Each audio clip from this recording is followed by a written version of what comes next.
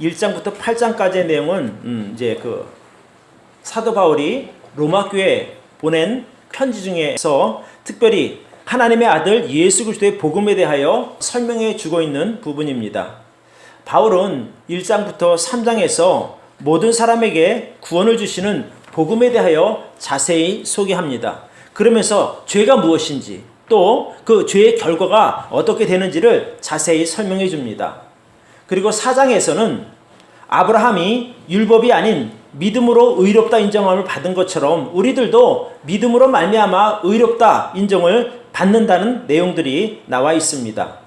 또 5장과 6장에서는 우리가 죄인 되었을 때부터 우리를 사랑하신 그 하나님의 그 사랑, 자기 몸을 들여서 우리를 대신해서 죽으신 그 증명하는 그 사랑에 대하여 설명하고 있습니다.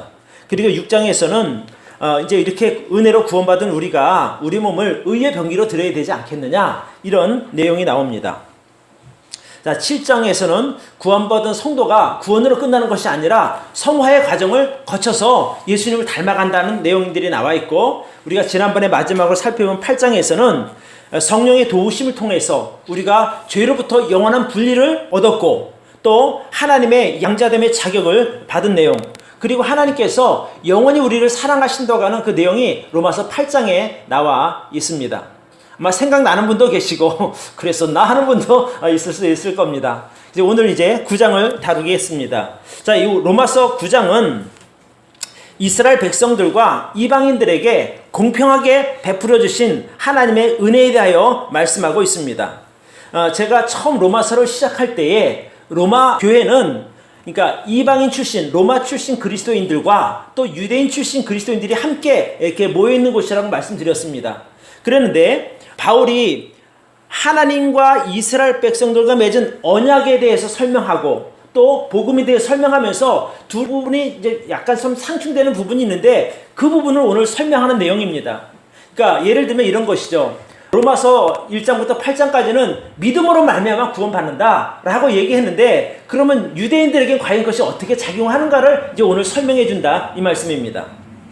그래서 오늘 공평하신 하나님의 은혜라고 하는 제목으로 같이 복을 나누도록 하겠습니다. 로마서 9장에서 말씀하시는 내용이 어떤 내용이 있나 우리 같이 한번 읽어봅시다. 시작. 언약을 지키시는 하나님의 성실하심이 우리를 구원하십니다.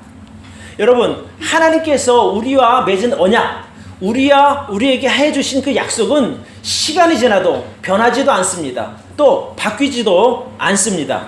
또 하나님께서 잊지도 않으십니다. 자, 바울이 예수 그리스도의 복음을 자세히 설명하면서 이스라엘 백성들의 구원에 관해서 이제 구체적으로 언급을 하게 됩니다.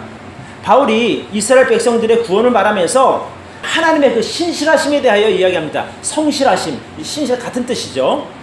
자, 하나님께서는 그 이스라엘 백성들을 사랑하셨는데 과연 그들의 이전에 그들과 맺었던 율법 또 그들과 맺었던 언약에 대해서는 어떻게 할까? 그러니까 신약에 와서 예수님의 보혈로 말미암아 모든 사람이 믿음으로 구원받는다고 하는데, 그러면 이스라엘 백성들은 어떤 문제가 생기는 거 하니?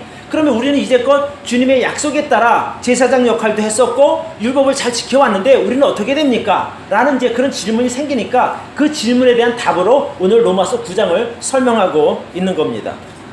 그러니까 바울이 이 부분을 설명하면서 이런 이야기를 합니다. 우리 1절부터 3절을 봅니다. 내가 그리스도 안에서 참 말을 하고 거짓말을 아니하노라.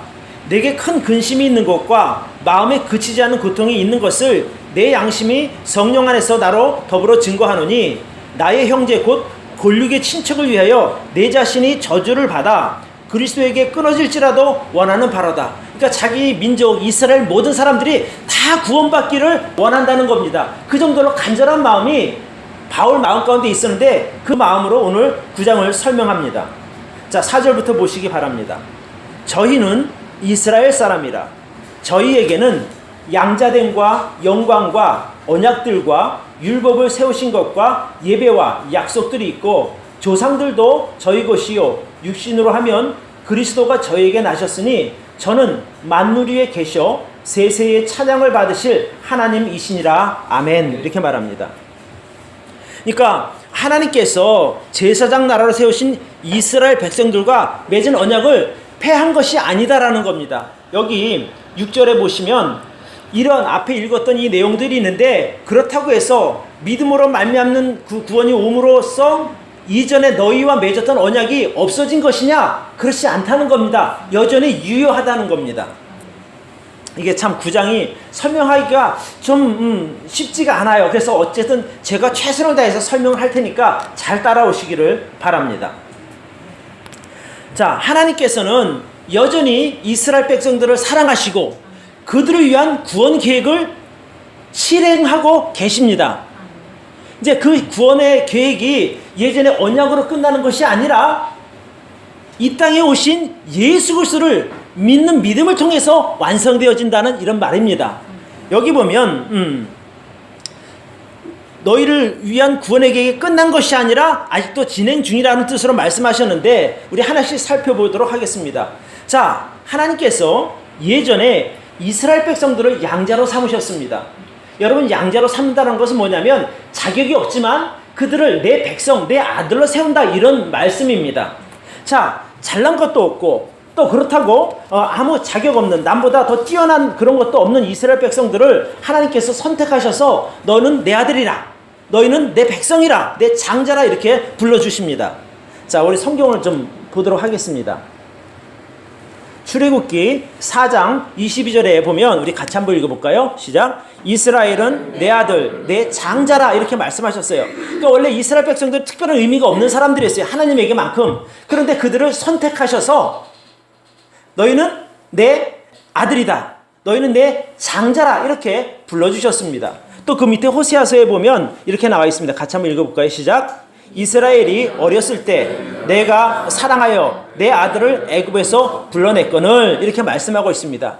그러니까 이 애굽 땅에서 노예로 있던 그들을 아들로 삼아서 불러내신 겁니다. 그러니까 하나님께서 이스라엘 백성들을 양자 삼으신 것은 순전한 은혜입니다. 자, 이제 또 하나님께서 여기 이제 그렇게 기록하고 있어요. 영광이 그들에게 있었다는 겁니다. 어떤 영광이냐면 이스라엘 백성들이 광야 생활할 때 광야 성막에 임하는 하나님의 영광을 보았습니다. 그러니까 보통 사람들로서 경험할 수 없는 것들을 경험한 사람들이 이스라엘 백성들입니다. 그러니까 특별한 은혜입니다. 또 하나, 그들과 언약을 맺었습니다. 어떤 언약이냐면 시내산 언약을 맺었습니다. 또 다윗과 언약을 맺었습니다. 또 여러 가지 그런 한 4가지 정도의 언약을 맺었는데, 그런 언약들을 통해서 너희는 나의 거룩한 나라가 되고 나는 너희의 하나님 될 것이다라는 약속을 세웁니다. 그리고 너희를 통해서 내가 장차 구세주를 보내주실 것이라고는 약속을 하십니다. 그러니까 특별하게 하나님 위해서 한 것이 없는 이스라엘 백성들에게는 아주 특별한 그런 은혜가 임한 것입니다. 그리고 율법을 세워주시죠. 여러분 잘 아시는 시내산에서 모세가 이스라엘 백성들을 대표해서 가서 율법을 받습니다. 이 율법이 어떤 의미가 있는고 하니, 이 율법은 400년 동안 노예로 살던 이스라엘 백성들, 그러니까 400년 동안 노예 생활을 하면요, 몸속에 노예 근성이 배어 있는 거예요. 그런데 이제 너희가 노예로서가 아니라 하나님의 백성으로 거룩하게 살아야 되겠다고 하는 그 원리 가르침을 율법을 통해서 주신 겁니다. 그러니까 예전에 노예된 너의 삶이 아니라 거기서 떠나서 이제 하나님의 백성, 하나님의 자녀답게 살아라. 이것이 바로 율법의 가르침입니다. 그리고 그들이 드리는 예배를 받으셨습니다. 그러니까 성소, 성막을 지으신 후에 그들과 그 성소에서 만나셨습니다. 그러니까 백성들은 제사를 드리고 하나님 그 제사를 받기 위해서 만난 그 자체가 바로 예배가 됩니다. 세상에 어떤 사람들이 하나님과 만남을 가졌겠습니까? 유일하게 이스라엘 백성들이 그 만남을 가졌던 겁니다. 그러니까 복 중에 복입니다. 그리고 또 조상들도 저희 것이요. 정말 이스라엘 백성들이 복 중에 복인 것은 아브라함과 같은 사람, 이삭과 야곱 같은 사람을 조상으로 가진 그런 부분입니다. 왜냐하면 하나님의 특별한 은혜에 선택받은 사람들이고 그들이 믿음으로 말미암아 하나님께 인정받은 사람들인데, 그들을 조상으로 모셨다는 것이 얼마나 큰 복입니까? 또 5절에 보면 이렇게 나와 있습니다. 육신으로 하면 그리스도가 저희에게 나셨다라고 말합니다.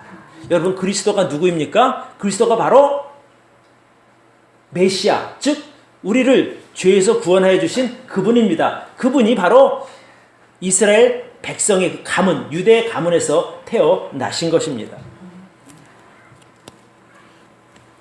하나님께서는 약속대로 예수 그리스도를 이스라엘 백성들에게 보내주셨고, 그분을 통해서 끝까지 그들을 사랑하시고 그들을 구원해 주실 줄로 믿습니다. 이것이 바로 하나님의 성실한 부분입니다. 그러니까 너희는 내 백성이야, 인정만 하고 끝나는 것이 아니라 끝까지 책임져 주신다는 겁니다.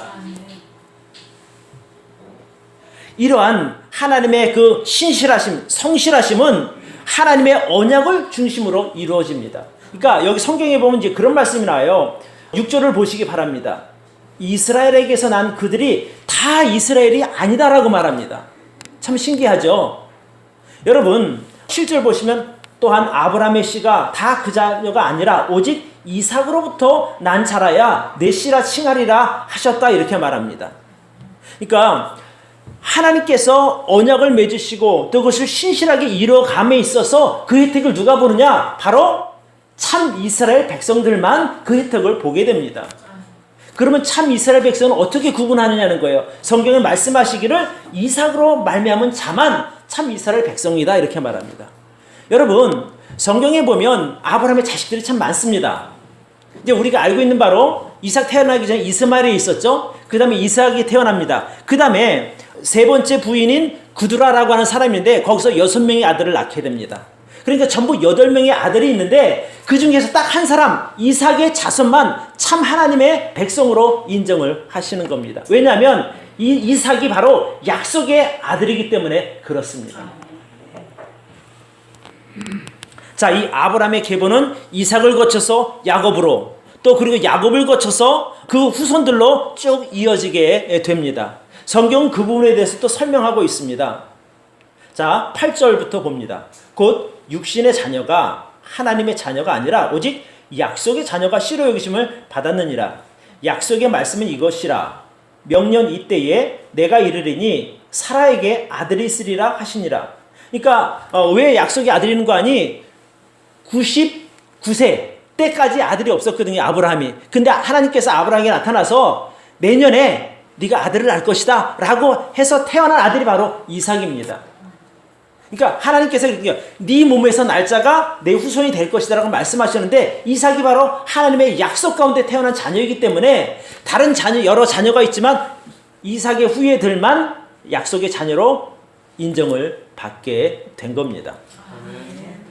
자, 계속해서 또 이제 이삭 이후에 이야기가 나오는데 10절을 보시기 바랍니다. 이뿐 아니라 또한 리브가가 우리 조상 이삭 한 사람으로 말미암아 잉태하였는데 그 자식들이 아직 나지도 아니하고 무슨 선이나 악을 행하지 아니한 때에 택하심을 따라 되는 하나님의 뜻이 행위로 말미암지 아니하고 오직 부르시는 이에게로 말미암아 서게 하리 하사 리브가에게 이르시되 큰 자가 어린 자를 섬기리라 하셨나니 기록된 바 내가 야곱은 사랑하고 에서는 미워하였다 하신과 같으니라.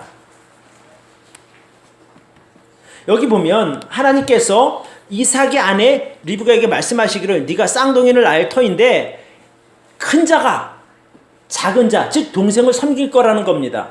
그 자식들이 11절 아직 나지도 아니하는 때에 택하심을 따라 되는 하나님의 뜻이 행위로 말미암지 않고 오직 부르신 이에게로 말미암아 서게 하리 하사, 이런 말씀이 있습니다. 그러니까 아직 뱃속에서 아이가 있으니까 아이들이 죄 짓는 것도 아니고 어떤 놈이 잘난지도 몰라요. 그런데 하나님께서 선택하시기를 큰 자가 작은 자를 섬길 거다라고 말씀하시는 거예요. 그러니까 이미 하나님께서 그 리브가 뱃속에 두 아이가 있을 때 작은 자, 즉 야곱을 선택하셨습니다. 그러니까 그것은 원래는 장자가 그 혜택을 누려야 되는데 하나님께서 작은 자를 선택하신 겁니다. 무엇으로? 하나님의 주권으로. 그러니까 야곱이 형보다 더 뛰어난 능력이 있다거나 아니면 더 하나님 앞에 착한 행실을 했기 때문에 선택받은 것이 아니라 순전한 은혜입니다. 자, 하나님께서 은혜로 아브라함을 선택하시고 이삭을 은혜로 베풀어 주셨고 또 야곱도 은혜로 베풀어 주신 것처럼 저와 여러분들도 아무 공로 없지만 하나님께서 순전한 은혜로 구원해 주셨음을 저는 믿습니다. 왜냐하면 그것이 성경의 약속이기 때문에 그런 겁니다. 그래서 하나님께서 주권적으로 믿음의 계보를 선택하셨고 그 선택하심을 신실하심으로 이어나가는 것처럼 하나님께서 예수 그리스도 안에서 우리에게 약속하신 그 약속 때문에 우리에 대하여 신실하게 반응하시는 겁니다. 한번 야 너희 구원받았으니까 이제 내 자녀가 되었어라고 팽개쳐주는 것이 아니라 끝까지 주님께서 다시 재림하시는 그날까지 우리와 함께 하시면서 저와 여러분을 지켜주실 줄로 믿습니다. 그래서 우리가 믿음 안에서 떠나지 않을 수 있는 겁니다. 죄 때문에 우리가 버림을 받지 않을 수 있는 겁니다. 어떤 세상의 위험과 악에서도 우리가 안전하게 보호하심을 받게 되는 겁니다. 이런 것들이 순전한 하나님의 성실하심의 은혜입니다. 그러니까 오늘 여기 이제 바울이 하는 말이 뭐냐면, 자, 봐라. 만약에 하나님께서 이스라엘 백성들에게 성실하게 행하지 않으셨으면 사실 우리도 그것이 보장이 되지 않습니다. 왜냐하면 아주 오래전에 몇천 년 전에 이스라엘 백성과 약속하신 그 약속도 지키지 않는 하나님이라면 오늘 우리에게 하신 약속도 똑같이 안 지킬 수 있다는 말이거든요. 그러나 수천 년 동안 이스라엘 백성들에게 성실하게 그 약속을 지키신 하나님께서 오늘날 저와 여러분에게 주신 약속도 똑같이 성실하게 이루어주실 줄로 믿는 겁니다. 그러니까 오늘 이 로마서 9장이 그런 것을 이야기하는 거예요. 이스라엘 백성에 성실하게 하셨던 그 하나님께서 지금 이방인 저와 여러분들에게 은혜를 베푸시고 똑같이 성실하게 지켜주신다 이 말씀이죠. 그래서 결국 우리는 하나님의 성실하심을 통해서 구원을 받는 겁니다. 구원을 이루어가는 겁니다. 민수기에 보면 이런 말씀이 있어요. 우리 같이 한번 읽어볼까요? 시작. 하나님은 인생이 아니시니 시건치 않으시고 인자가 아니시니 후회가 없으시도다. 어찌 그 말씀하신 바를 행치 않으시며 하신 말씀을 실행치 않으시랴. 하나님은 사람과 다르다는 겁니다. 사람은요 오늘 말해놓고도 내일 나 언제 내가 그런 말 했어? 나 몰라. 이럴 수 있단 말이에요. 요즘 TV에 보면 그런 모습 잘 나오죠. 나 몰라. 자기가 하고도 다 모른다 그러잖아요. 근데 하나님은 그런 분이 아니라는 거예요. 하나님은 시건치 않는다. 즉 자기가 한 약속은 거둬들이지 않는다는 거예요. 바꾸지 않는다는 겁니다. 그래서 시건치 않으시고 또 인자가 아니시니 사람이 아니니까 후회가 없다는 거예요. 그러면서 어찌 그런 분이 말씀하신 바를 행치 않으시며 우리와 약속하신 것을 실행치 않겠느냐 이렇게 성경에 말하고 있는 겁니다. 여러분 로마서 11장을 보시기 바랍니다. 11장 29절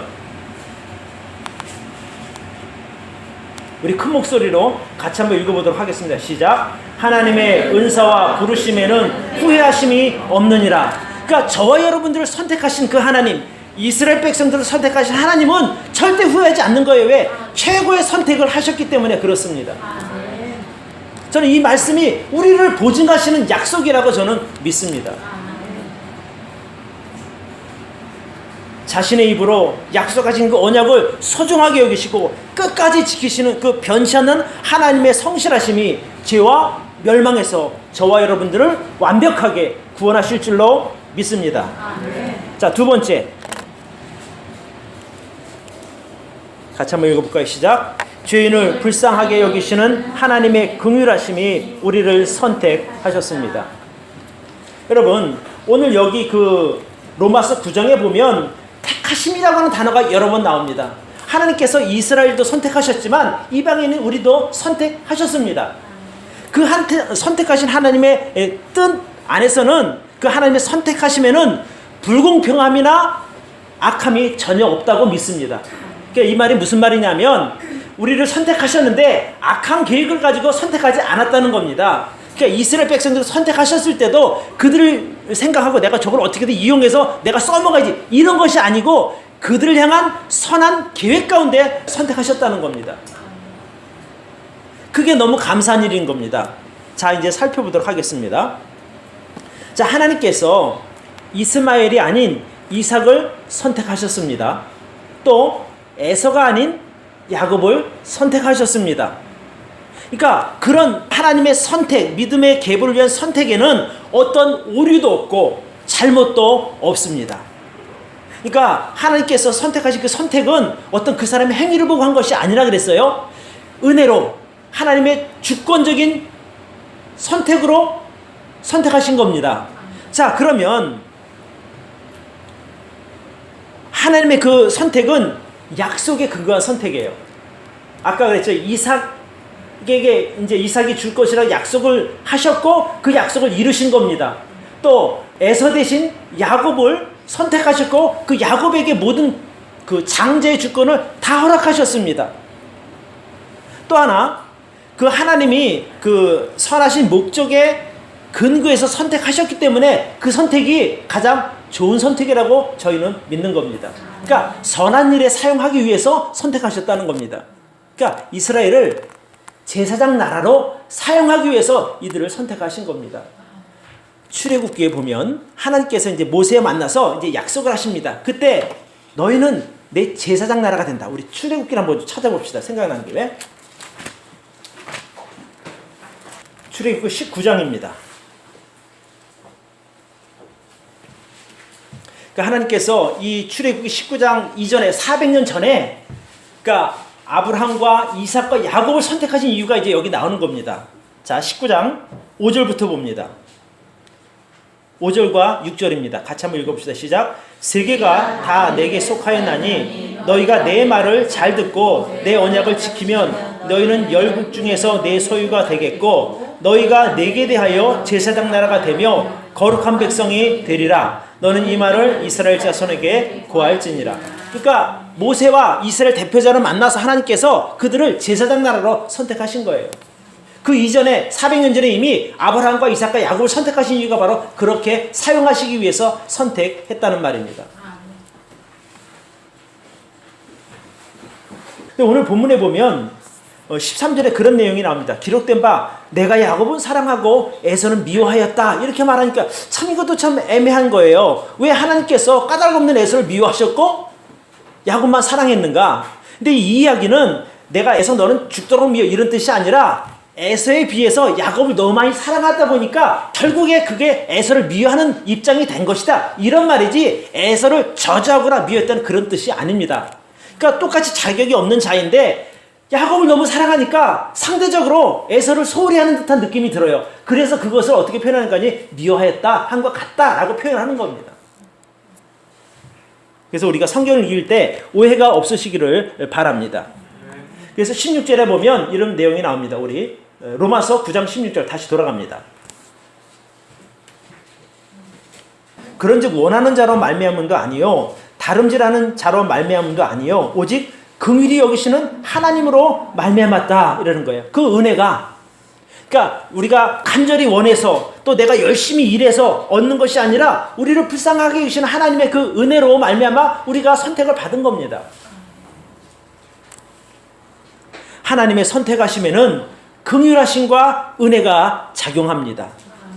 하나님께서 이스마엘이 아닌 이삭을 선택하셨고 에서가 아닌 야곱을 선택하신 것은 그들의 성품이나 행위 때문이 아니라고 말씀드렸어요. 자, 그러면 그 선택에 하나님의 조금이라도 잘못된 나쁜 생각이 있을까?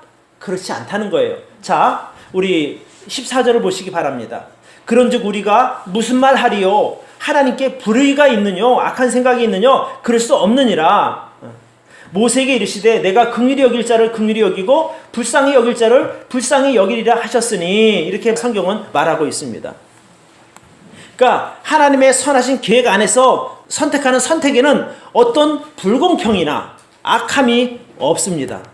제가 이제 왜 공평하다는 걸 말씀드리는 거 아니에요. 자, 에서는 선택을 못 받았어요. 그 다음에 이스마엘도 선택을 못 받았단 말입니다. 그렇다고 그들을 지옥으로 보냈냐? 그것이 아니라는 거예요.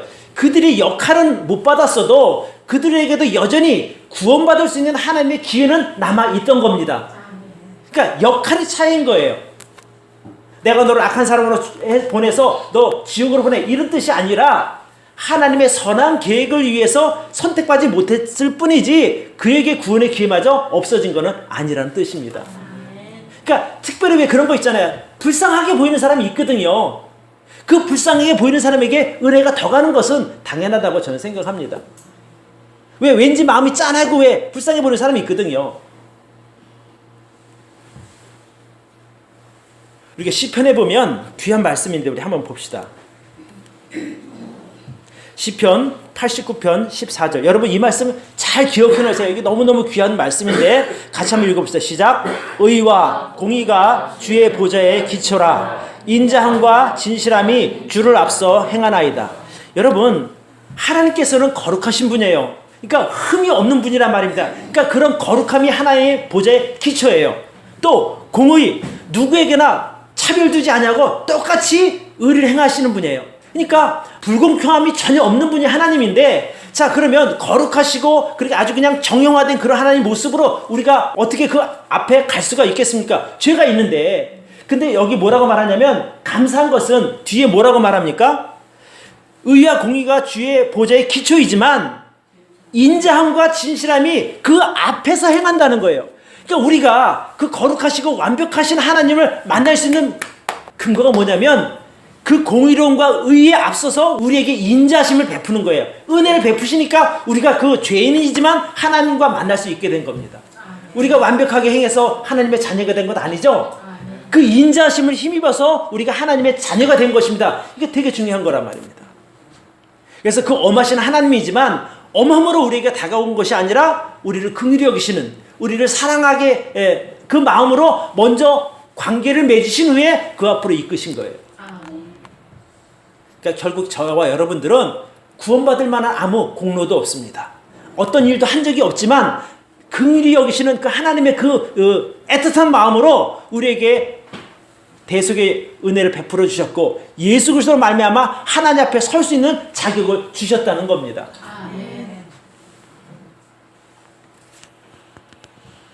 그러니 하나님께서 누구에게나 공평하게 긍휼을 베푸시는 그것은 하나님의 뜻과 선택에 달린 거예요. 그러니 누구도 거기에 대해서 이의를 달지 못한다는 겁니다. 누가 내가 원해서 해주는데 누가 나에게 그것을 불평하겠습니까? 따지겠습니까? 내 것 가지고 내가 하는데.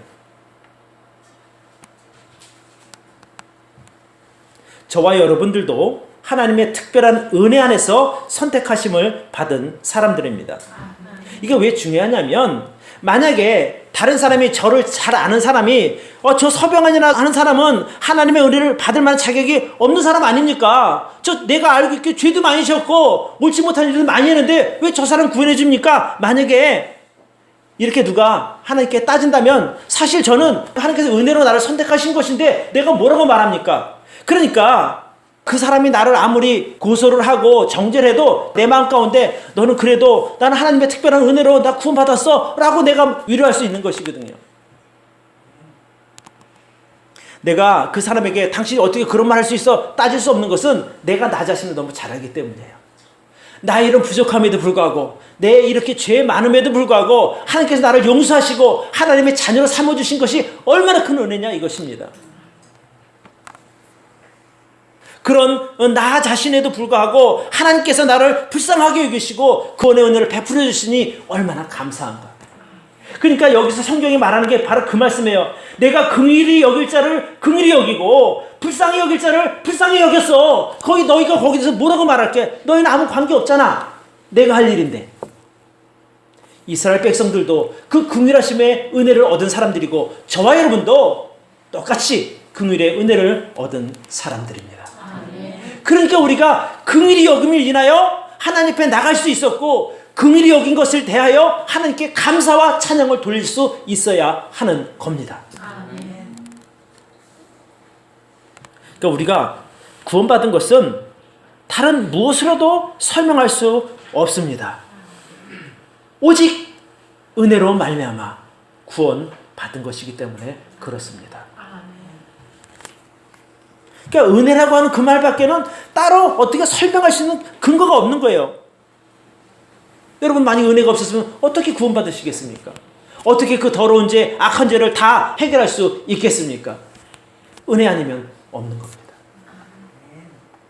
이제 계속해서 이제 바로 이야기가 나옵니다. 자, 17절을 보시기 바랍니다. 성경이 바로에게 이르시되 내가 이 일을 위하여 너를 세웠으니 곧 너로 말미암아 내 능력을 보이고 내 이름이 온 땅에 전파되게 하려 함이로라 하셨으니, 그런즉 하나님께서 하고자 하시는 자를 긍휼히 여기시고 하고자 하시는 자를 강팍해 하시느니라. 그러니까 결국에 바로는 하나님의 그 능력을 나타내는 그 일에 쓰임 받았어요. 마음이 완악해져서 그 일을 통해서 하나님께서 역사하셨잖아요. 근데 모세는 또 그 역할이 아니고 거기서 하나님의 은혜를 받는 역할을 했단 말입니다. 그러니까 하나님께서 어떤 사람은 마음을 강팍하게 완악하게 만들어서 정말 그 진노를 받게 만들고 어떤 사람은 그 은혜를 잊게 만들었단 말입니다. 그런데 이것이 모세가 잘나서 그런 게 아니라는 거예요. 사실 뒤집어 보면 모세나 바로나 다 거기서 거기에요. 똑같이 죄인인데요, 뭐. 그러나 하나님의 특별하신 주권, 선택하심 때문에 그들이 다른 용도로 쓰임을 받게 된 겁니다. 할 말이 없는 거죠. 야, 내가 긍휼히 여길 자를 긍휼히 여겼어. 그게 누굽니까? 모세입니다. 그러니까 바로에게는 그 완악한 마음 가운데 하나님의 능력을 온 천하에게 보여주시기 위한 그 역할이 주어진 것 뿐이에요. 모세는 그 긍휼을 입은 역할이 주어진 것이고, 이런 것이 모두 다 하나님의 선하신 계획 안에서 이루어진 것을 우리가 믿기 때문에 하나님은 선하신 분이시다 라고 말할 수 있는 겁니다. 자, 계속해서 더 살펴보겠습니다. 자, 하나만 더 볼게요. 같이 한번 읽어볼까요? 시작. 만민을 구원하시려는 하나님의 계획과 주권이 바로 우리를 부르셨습니다. 창조주 하나님께서는 피조물인 사람을 자신의 선하신 뜻대로 지을 수 있는 주권이 있는 분이에요. 오늘 성경에 보면 이제 그런 얘기를 하면 19절부터 봅니다. 혹 내게 말하기를 그러면 하나님이 어찌하여 허물하시느뇨? 누가 그 뜻을 대적하리니? 이렇게 말합니다. 자, 그러면 사람들이 이제 이 얘기를 듣고 나면 그 생각이 들 거 아니에요. 아니, 그러면 내 뜻과는 관계없이 나를 악한 사람으로 세우기도 하고 내 뜻과는 관계없이 선한 사람을 세우는데 어떻게 하나님께서 그 사람을 책망하느냐? 이렇게 얘기하는 거예요. 일견 맞는 말 같기도 한 거죠. 그렇죠? 20절을 봅니다. 이 사람아, 내가 감히 네게 감히 하나님을 힐문하느뇨? 지음을 받은 물건이 지은 자에게 어찌 나를 이같이 만들었느냐 말하겠느뇨? 토기장이가 진흙 한 동이로 하나는 귀 쓸 그릇을 하나는 천이 쓸 그릇을 만들 권한이 없겠느냐? 이렇게 말합니다. 그러니까 사람들 생각에 아니, 하나님께서 긍휼히 여길 사람과 완악하게 여길 사람을 미리 정해놓았다면 완악한 마음을 가진 사람을 책망할 일이 없어야 원칙이 아닙니까? 그렇죠? 그런데 하나님께서 바로가 그런 역할을 하라고 지으셨기 때문에 모든 책임은 하나님께 있는 것 아닙니까? 이렇게 말할 수 있지만 성경은 말하기를 하나님은 그 역할은 주어졌지만 그가 하나님을 거부할 것까지는 기대하진 않으셨던 거예요. 그런 역할을 충분히 감당하심으로 말미암아 하나님 선하신 계획 가운데 들어가면 그도 하나님께 칭찬을 받을 수 있는 사람이었는데 그의 마음이 완악하게 변해버린 거예요. 그래서 하나님께서 그를 진노하심 아래 둘 수밖에 없었다는 겁니다. 우리가 지금 생각하는 대로 이렇게 한다면 이거 지극히 인간적인 가치관이거든요. 그러니까 우리가 하나님께서 행하시는 그 일을 볼 때 우리가 어떻게 다 이해하겠습니까? 이해할 수 없는 거예요. 그러니까 사람들은 원하기를 내가 이해할 수 있으면 동의하겠다고 해요. 그런데 하나님은 그런 것이 아니에요. 내가 주권으로 하니까 너희는 따라와 이거거든요. 그러면서 성경이 이렇게 말하는 게, 야, 토기장이가 진흙 한 덩이로 하나는 귀하게 쓸 그릇을 만들었어요. 흙이 변한 게 아니에요. 용도가 귀하다는 거예요. 또 하나는 천하게 쓸 그릇을 만들었어요. 용도가 천한 거예요. 그런데 그 그릇이 토기장이도 어떻게 따지는가 따질 수 없는 것이란 말이죠. 그것은 토기장의 주권이에요. 만약에 그 역할만 맡고 끝났다면 아무것도 아니죠. 그러면 진짜 억울할 수도 있는데 여러분 뒤에 보시기를 바랍니다. 만일 하나님이 그 진노를 보이시고 그 능력을 알게 하고자 하사 멸하기로 준비된 진노의 그릇을 오래 참으심으로 관용하시고 또 영광 받기로 예비하신 바 긍휼의 그릇에 대하여 그 영광의 부여함을 알게 하고자 하셨을지라도 무슨 말을 하리요? 이 그릇은 우리니 곧 유대인 중에서뿐 아니라 이방인 중에서도 부르신 잔이라 그랬어요. 어떤 그릇은 귀하게 쓰는 그릇으로, 어떤 그릇은 천하게 쓰는 그릇으로 지어졌어요. 근데 그렇게 역할로 끝나서 모든 것이 정해지는 것이 아니라 그 그릇들이 결국 유대인과 이방인을 말하는 것인데 그들이 합해져서 주님의 은혜와 구원의 계획 가운데 합쳐져서 선하신 용도로 나중에 쓰임을 받게 됩니다. 그것이 교회입니다. 그러니까 어쩜 죄 많은 이방인과 거룩한 제사장 나라를 선택하신 유대인들이 함께 모여져서 교회가 된 거예요. 지금 이제 바울이 그 설명을 하는 거거든요. 그러니까 어차피 천하게 쓰는 그릇인 이방인이나 귀하게 쓰임을 받는 유대인이나 똑같이 믿음으로 말미암아 구원을 받는 겁니다. 만약에 여러분 이렇게 생각할 수 있거든요. 제가 이제 목사 일을 하지 않습니까? 목사인 저도 믿음으로 말미암아 구원 받았죠. 여러분 그렇게 보시죠. 성도인 여러분들도 믿음으로 말미암아 구원 받아요. 근데 만약에 하나님께서 야 너 서병아 너 목사였으니까 너 구원은 그냥 믿음 없어도 구원 시켜줄게 이랬다면 불공평한 건데, 목사인 저나 성도인 여러분이나 아니면 세상에 있는 어떤 사람이든지 누구든지 믿음으로 말미암아 구원받게 하나님께서 정해 놓으셨어요. 그러니까 공평하다는 거예요. 그러니까 이스라엘 백성들이 존귀하게 쓰이는 그릇으로 특별히 지음을 받는 건 맞지만, 그 일에 쓰임 받았지만 그게 끝이 아니고 진짜 끝 마지막에 구원을 어떻게 받느냐? 믿음으로 말미암아 받는 거예요. 그러니까 이스라엘 백성들도 존귀한 일에 사용되었지만 결국 믿음으로 구원받고, 우리 이방인들도 어쩌면 악한 일에 사용되었지만 믿음으로 말미암아 구원받으니 모든 것이 동일한 거예요. 25절 26절 자 시작. 호사에 그래도 이르기를 내가 내 백성 아닌 자를 내 백성이라 사랑치 아니한 자를 사랑한 자라 부르리라. 너희는 내 백성이 아니라 한 그곳에서 저희가 살아계신 하나님의 아들이라 부름을 얻으리라 한과 같으니라. 그러니까 결국 우리가 하나님의 그 제사장 나라 백성 추계는 못 들었지만 나중에 은혜로 말미암아 내 백성이라, 또 사랑치 않음을 받았지만 사랑하는 자다라고 인정을 받는 거예요. 그리고 또 하나, 내 백성이 아니라고 한 그곳, 그 땅, 이방인 땅에서 살아계신 하나님의 아들이라 부름을 얻게 되는 거예요. 그러니까 결국에 우리가 믿음으로 말미암아, 은혜로 말미암아 하나님의 자녀로 거듭나게 됐다 이 말입니다. 그게 참 놀랍다는 거죠, 이것이. 그러니까 결국에 이스라엘 백성들은 세상을 구원하기 위한 하나님의 선하신 뜻 가운데 제사장 나라로 선택받은 사람들이니까 귀한 것으로 지음을 받았죠. 근데 우리는 반대로 진노의 그릇으로 지음을 받은 사람들인데, 결국에 그 사람들이나 우리나 모두 믿음을 통해서 구원받게 하나님께서 만들어 놓으신 거예요. 여러분 아까 우리가 읽었던 6절 7절 한번 보시기 바라요. 이스라엘에게서 난 그들이 다 이스라엘이 아니요 오직 아브라함의 씨가 그 자녀가 다 아니라 오직 이삭으로부터 난 자라야 내 씨라 칭한다는 거예요. 그러니까 결국에 그 약속의 통로 아니면 아무도 은혜 안에 들어갈 수가 없는 겁니다. 그러니까 저희가 믿음으로 그 약속의 통로 안으로 들어간 거예요. 그래서 우리가 구원받은 거죠. 잘났든지 못났든지 흠이 있든지 완벽하든지 차별 없이 주어지는 하나님의 은혜로 말미암아 구원받은 저와 여러분들은 늘 하나님의 은혜에 감사하고 하나님 은혜를 찬양하는 사람들이 되어야 될 줄로 믿습니다. 아멘. 그러니까 세 가지를 말씀드렸어요. 그렇죠? 언약을 지키시는, 약속의 언약을 통해서 우리를 지켜주시는 그 하나님의 성실하심이 우리를 구원하셨어요. 그 두 번째, 죄는 불쌍하게 여기시는 긍휼하심. 그러니까 죄를 죄에 있다라고 정죄하고 내쳤으면 우리는 구원받을 수 없는 사람인데, 다행히 우리를 불쌍하게 여기시는 그 긍휼하심으로 말미암아 구원받았다는 겁니다. 아멘. 세 번째는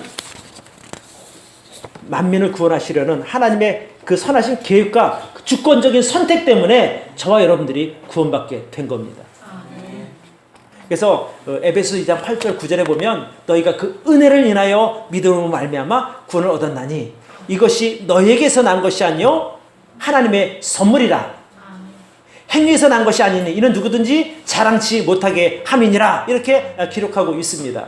그러니까 그런 것을 생각하면 저와 여러분들이 받은 은혜가 정말 놀랍고 감사한 것입니다. 그래서 이런 은혜를 느끼고 누리고 감사하는 저와 여러분들이 되기를 축복합니다. 아멘. 기도하겠습니다.